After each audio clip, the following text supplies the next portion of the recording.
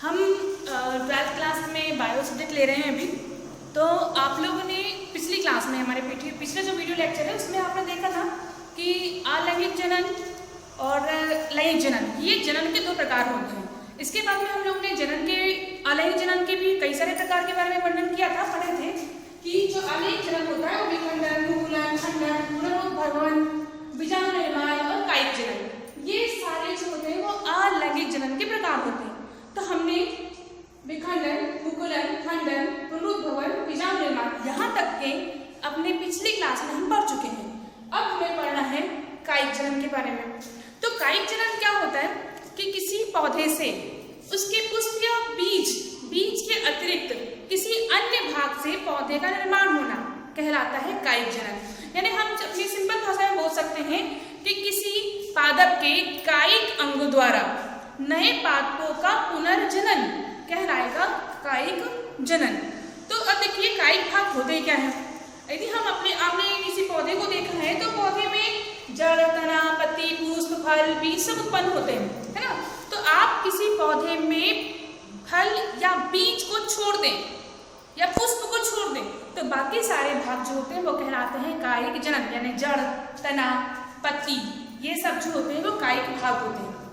तभी हम ये देखेंगे कायिक जनन होता क्यों है या क्यों इम्पोर्टेंट है हमारे लिए।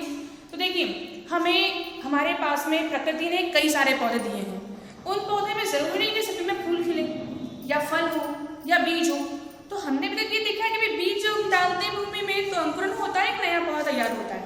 लेकिन क्या है कि हम उस बीज के अतिरिक्त किसी पौधे में यदि पुष्प, फल या बीज नहीं उत्पन्न हो तो फिर हम उससे नया पौधा कैसे प्राप्त करें। तो वो हम पढ़ चुके हैं कायिक जनन के अंतर्गत, ठीक है। अब देखिए कायिक जनन में दो प्रकार होते हैं इसके मेनली, प्राकृतिक कायिक जनन और कृत्रिम कायिक जनन। प्राकृतिक कायिक जनन जो होता है इसमें प्रकृति ही यानी नेचर खुद ब खुद एक पौधे से कई सारे पौधों का निर्माण करती है, उससे कॉलोनी बना देती है। जैसे हम इसको अगर डिटेल में पढ़ें तो प्राकृतिक जनन जो होता है उसमें जड़ों द्वारा होता है, तनों द्वारा होता है और पत्तियों द्वारा होता है। इसके अलावा पत्र कलिकाओं द्वारा भी जनन होता है। देखते हैं कैसे होता है जड़ों द्वारा जनन। जड़ों द्वारा जनन यानी किसी पौधे की जड़ हम लगा दें भूमि में तो एक नया पौधा प्राप्त हो जाएगा। जैसे आप देखते हैं कि शकरकंद शीशम में भी होता है। शकरकंद नॉर्मली आप सबने देखा है, अपने घरों में हम लोग खाते भी हैं, खाने के रूप में यूज भी करते हैं।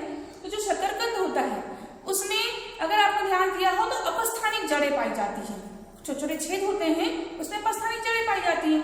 तो ये जो शकरकंद होता है वो जड़ है। आपने यदि दूसरा शकरकंद लगा दिया भूमि में तो आपको क्या होगा, नया शकरकंद का पौधा प्राप्त हो जाएगा। यानी ना ही आपको इसमें किसी बीज की आवश्यकता पड़ी, आपने शकरकंद से ही नया शकरकंद का पौधा प्राप्त कर लिया। ऐसे ही तनों द्वारा, अब तनों द्वारा जो प्रजनन होता है, तनों द्वारा जो कायिक जनन होता है उसके दो प्रकार हैं, अर्धवायवीय तने द्वारा और भूमिगत तने द्वारा। ये आप देख सकते हैं अर्धवायवीय तने द्वारा और भूमिगत तने द्वारा। अब देखिए आपको ये देखना पड़ेगा कि अर्धवायवीय तना क्या होता है और भूमिगत तना क्या होता है। अर्धवायवीय तना यानी पौधे के तने का वह भाग जो वायु में भी हो और हल्का भूमि में भी हो वो कहलाता है अर्धवायवीय तना। और जो तना पूरी तरीके से जमीन में होता है, भूमि में होता है, यानी तने का वह भाग जो भूमि के अंदर होता है वो कहलाता है भूमिगत तना। तो हम पहले पढ़ेंगे अर्धवायवीय तने द्वारा जनन, कायिक जनन। तो इसका पहला प्रकार है ऊपरी भूस्तारी। ये बहुत इंपॉर्टेंट चीजें हैं, आपको शॉर्ट नोट के रूप में पूछी जाती है। तो ऊपरी भूस्तारी इसे कहते हैं रनर, इंग्लिश में इसे रनर भी कहते हैं। तो ऊपरी भूस्तारी यानी क्या होता है कि ऐसे पौधे जिसका तना जो होता है वो जमीन के ऊपर चलता है। यानी हम मान लो कि ये हमारी भूमि है, ठीक है। अब भूमि में देखिए ये जो हमारे पास है दूब घास है, आप सभी जानते हैं इसको। तो ये दूब घास जो है आपने देखा होगा जमीन के ऊपर ऐसे चलती है, आपको समझ में भी आ रहा होगा, दिख रहा होगा। अब देखिए ये जो तने का ये जो भाग है ये कहलाता है ऊपरी भूस्तारी, ठीक है। अब देखिए तना क्या होगा, जमीन में रेंगते हुए चलेगा लेकिन भूमि के ऊपर चलेगा। और जहां पर भी ये पर्व संख्या है ये वाला क्वेश्चन, तो वहां से क्या होगा, ऊपर एक नया पौधा प्राप्त हो गया और नीचे उसकी जड़ें निकल जाएगी। आप दूब घास को बहुत अच्छे तरीके से जानते हैं, हम लोग गणेश उत्सव में बहुत यूज भी भी करते हैं, हमारे घर में हम लोग पूजा पाठ में भी यूज करते हैं। तो ये जिसका तना है वो कहलाता है ऊपरी भूस्तारी तना। ऐसे ही है अंतः भूस्तारी। पुदीना आप सब जानते हैं, पुदीने का भी जो पौधा होता है, जो झाड़ी होती है, वो भी मैक्सिमम घरों में पाई जाती है। तो जो पुदीना होता है वो क्या होगा, सेम टू सेम दूब घास समान ही होता है, यानी उसका जो तना है वो दूब घास समान ही होगा, बस अंदर क्या होगा, वो जमीन के नीचे चलेगा। आया, क्लियर हुआ? आपको समझ में आया होगा कि अब अगर इसको आप पुदीना माने तो ये क्या होगा, भूमि के नीचे, यानी ये जो तना है वो भूमि के नीचे पाया जाएगा। इसे कहते हैं हम अंतः भूस्तारी या इसे कहेंगे हम शकद। ठीक है, अगला है हमारा भूस्तारिका। भूस्तारिका जो होता है वो जलीय पौधों में पाया जाता है, यानी कंडीशन वही है आपकी दूब घास जैसी, लेकिन क्या होगा, वो जलीय पौधे में पाए जाने का इसका अलग नाम रखा गया भूस्तारिका। ठीक है, इसे इंग्लिश में कहते हैं ऑफसेट। अगला है भूस्तारी। भूस्तारी आप लोग ने कई अधिक ऐसे पौधे देखे होंगे, चमेली का पौधा जिसकी लताएं जो होती है, ऊपर की जो डाली होती है वो झूलती हुई रहती है नीचे। तो वो जो झूलती हुई डाली है वो क्या करेगी, जमीन को टच करेगी, जमीन में नीचे की ओर जाएगी। जैसे मान लो आप ये, इसको आप चमेली का अगर पौधा माने तो ये जो ऊपरी भाग है वो क्या होंगे, नीचे की ओर अग्र होंगे, अग्रसर होंगे, नीचे जमीन में जाएंगे, एक नए पौधे का निर्माण करेंगे। आप इसको यहाँ से काटेंगे तो एक नया पौधा आपको तैयार हो जाएगा।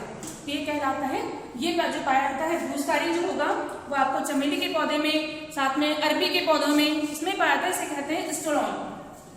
ये आपको अर्धवायवीय तना समझ में आया होगा। इसके बाद में आता है भूमिगत तना। भूमिगत तना हम पहले भी पढ़ चुके हैं, अभी भी जान चुके हैं कि ऐसा तना जो भूमि के नीचे पाया जाता है, जैसे प्रकंद। ये तो नॉर्मली हमारे सभी घर में पाए जाते हैं। प्रकंद यानी अदरक, इसके साथ में हल्दी। क्या होता है, तने का जो भाग होगा वो भूमि में क्षैतिज यानी आड़े रूप में वृद्धि करेगा। ये अदरक है, ये क्या करेगा, आपने इसको लगाया, एक नया पौधा प्राप्त हुआ, इससे ये तना है। ठीक है, ये आप जड़ नहीं बोल सकते, आप इसको ये तना है, ये क्या करेगा, भूमि में क्षैतिज वृद्धि करेगा और एक नए पौधे का निर्माण करेगा। ये कहलाता है प्रकंद। ऐसे ही घनकंद यानी इसका एग्जाम्पल है आपको अरबी। जैसे ये अदरक क्षैतिज गति कर रही है, वैसे ही जो अरबी होती है वो ऊर्ध्वाधर यानी सीधी नीचे गति करती है। अरबी यानी धनिया भी होता है, आपके घर में होती भी होगी, पाई जाती है, खाते हैं हम लोग, खाने के रूप में यूज करते हैं। तो हम क्या करते हैं, अरबी जो होता है वो भूमिगत तना है और वो कैसा होगा, ऊर्ध्वाधर गति करेगा। तीसरा है कंद यानी आलू। आलू में भी क्या होता है, आप देख सकते हैं, या आलू में ये जो ब्लैक करके स्पॉट होते हैं, इसको इसकी आई बोलते हैं, आंख बोलते हैं। और यहीं से जब इसके लिए अनुकूल कंडीशन होती है तब क्या होता है, इसमें बड निकलते हैं। आप देख सकते हैं इसमें बड निकले, अतिरिक्त वृद्धि। तो ये जो बड होते हैं इससे ही एक नए पौधे का निर्माण होता है। इससे यहाँ से तना निकल जाएगा, पत्तियां निकल जाएगी। आपने अगर इस आलू को लगा दिया भूमि में तो एक नए पौधे प्राप्त हो जाएगा। चूंकि आप जानते हैं तना है, तने के द्वारा क्या कर रहे हैं, आप नया पौधा प्राप्त कर रहे हैं। ऐसे ही है शलकंद यानी जिसके ऊपर ऐसा कंद जिसके ऊपर शल्क पाई जाती है। शल्क यानी शल्क पत्र, वो कंद कहलाते हैं शल्कंद। जैसे प्याज, लहसुन, आप देखते हैं अगर आपने प्याज को छीला तो बहुत सारे शल्क पत्र आपको चारों ओर पाए जाएंगे। ऐसे लहसुन में भी क्या होता है कि हर एक पत्र, ये हर एक जो कली बोलते हैं हम इसे, वो क्या कहलाएगी, एक शल्क पत्र। और प्रत्येक कली से आप एक नया लहसुन का पौधा प्राप्त कर सकते हैं। ऐसे प्याज में भी आप जानते हैं कि प्याज में भी जब अनुकूल कंडीशन होती है तब यहाँ से आपके घरों में ही यहाँ पे हरी हरी पत्तियां निकल जाती है। ये क्या है, तना। इतना आपको समझ में आ चुका होगा। अब देखिए, तने द्वारा तो जनन हो गया, अगला होता है पत्तियों द्वारा जनन। भाई ऐसी कई सारी पत्तियां होती है जिससे एक नया पौधा प्राप्त कर सकते हैं। आपने अजूबा जानते होंगे आप, अजूबा यानी ब्रायोफिलम, ये अजूबे की पत्ती है। इस पत्ती में और ऐसी क्या होता है, ये एक शोभाकारी पौधे की पत्ती है, ये भी आपने देखा होगा। इसमें क्या होता है कि यदि आपने इस पौधे की पत्ती यानी अजूबा की जो पत्ती है, ब्रायोफिलम की जो पत्ती है, अगर आपने भूमि में रख दी, भूमि के ऊपर रख दी, जमीन के ऊपर, तब इसकी जो किनारे हैं, इस किनारों से एक नए पौधे जो होते हैं, पत्तियां निकलने लगती है और नीचे की ओर जड़ें निकलने लगती है। आप इसे अपने घर में करके देखें। आप सिर्फ इसको मिट्टी के ऊपर ऐसे रख दें और फिर क्या होगा, कुछ दिनों बाद में यहाँ से नए पौधे प्राप्त होने लगते हैं। तो इसके भी नए पौधे प्राप्त करने के लिए आपको किसी बीज की आवश्यकता नहीं पड़ी। इसका मतलब होता है ये क्या है, कायिक जनन। पत्तियों द्वारा जनन समझ में आ गया आपको। इसके बाद में है पत्रकलिकाओं द्वारा जनन। तो पत्रकलिकाओं द्वारा जनन में क्या होता है, जो पत्ती होती है उस पत्ती कक्षस्थ कलिका यानी यहाँ से एक बड़ पाया था वृद्धि, तो ये जो पत्रकलिकाएं होती है मांसल होती है, मोटी होती है, ये गिर जाती हैं और नए पौधे का निर्माण करती। गिरती कहाँ है, भूमि पर, तो भूमि पर गिरती है और नए पौधे का निर्माण करती है। तो ये तो हो गया प्राकृतिक कायिक जनन, यानी प्रकृति खुद ब खुद ये चाहती है कि नए नए पौधे का निर्माण हो, यानी जिसके पास बीज नहीं भी हो तब भी नए पौधे का निर्माण हो। अगला है कृत्रिम कायिक जनन। कृत्रिम कायिक जनन यानी मानव क्या होता है, स्वार्थी। मानव अपने लिए कई सारी टेक्निक उत्पन्न करता है, कई सारी टेक्निक बनाता है जिसके द्वारा उसको नए पौधे प्राप्त हो सकते हैं, तो वो कहलाता है कृत्रिम कायिक जनन। इसमें क्या होता है कि हम हमारे हिसाब से कई फसलें प्राप्त कर सकते हैं, कई शोभाकारी पौधे प्राप्त कर सकते हैं, कई व्यापारिक स्तर पर जो हमारे लाभदायक है उन पौधों को प्राप्त कर सकते हैं। तो इसमें अलग अलग मेथड है इसकी। इससे पहला है आपका कलम बांधना। कलम बांधना नाम से ही आपको समझ में आ रहा हो, कलम बांधने को इंग्लिश में बोलते हैं ग्राफ्टिंग, यानी दो कलम, जैसे फॉर एग्जांपल ये आपने कलम ली, ठीक है। अब क्या है, आपके पास एक पौधा है जो गमले में लगा हुआ है, ठीक। यहाँ हम ले लेते हैं एक गमला है, उस गमले में पौधा लगा हुआ है, भूमि में भी लगा हो सकता है आपके पास पौधा। ये आपका एक पौधा लगा हुआ है, इसमें पत्तियां हैं, फूल है, ठीक है। अब क्या होगा कि लेकिन इसमें अच्छी क्वालिटी के फूल नहीं आ रहे हैं, या जो हम चाह रहे हैं वो फूल नहीं आ रहे हैं, या हम चाहते हैं कि एक ही पौधे में बहुत सारे प्रकार के हमको फूल प्राप्त हो। जैसे गुलाब, हम चाहते हैं कि एक ही पौधा है हमारे पास, लेकिन उसमें जितनी ब्रांचेस है सब में अलग अलग कलर के पौधे प्राप्त हो, तो हम क्या करेंगे, दूसरे पौधे की, जैसे मान लो ये व्हाइट पौधा है, व्हाइट कलर का पौधा है, व्हाइट कलर के फूल का पौधा है, तो आप क्या करेंगे, रेड कलर की कलम लेंगे, उस कलम को आप क्या करेंगे, तिरछा इस टाइप से ये कट करते हैं, और फिर उस पौधे की कलम से आप इसको बांध देते हैं। बांधते यानी पन्नी से रैप करते हैं, टेप से रैप करते हैं और धागे से तरीके से उसको बांधते हैं। जैसे कि ये मान लो आप ये देख लीजिए इस टाइप से। अब पौधा आपके पास लगा हुआ था, यहाँ पर आपने एक नए पौधे की ब्रांचेस लगा दी, तो अब ये जो अगर ये आपका पौधा जो है, ये जब तना है, ये जब की शाखा है, ये अगर इसमें लग जाती है तो आपको इस शाखा में रेड कलर के फूल प्राप्त होने लग जाएंगे। पौधा आपका व्हाइट कलर के फूल वाला है, तो आप क्या कर सकते हैं, इस तरीके से आप अलग अलग कलर के पौधे फूलों को एक ही पौधे में प्राप्त कर सकते हैं। अगला है कलिकायन यानी बडिंग। बडिंग यानी क्या होता है कि आप किसी पौधे की बड यानी अतिरिक्त वृद्धि को आप लाके इसमें लगा सकते हैं, तो आपको एक नया पौधा प्राप्त हो जाएगा।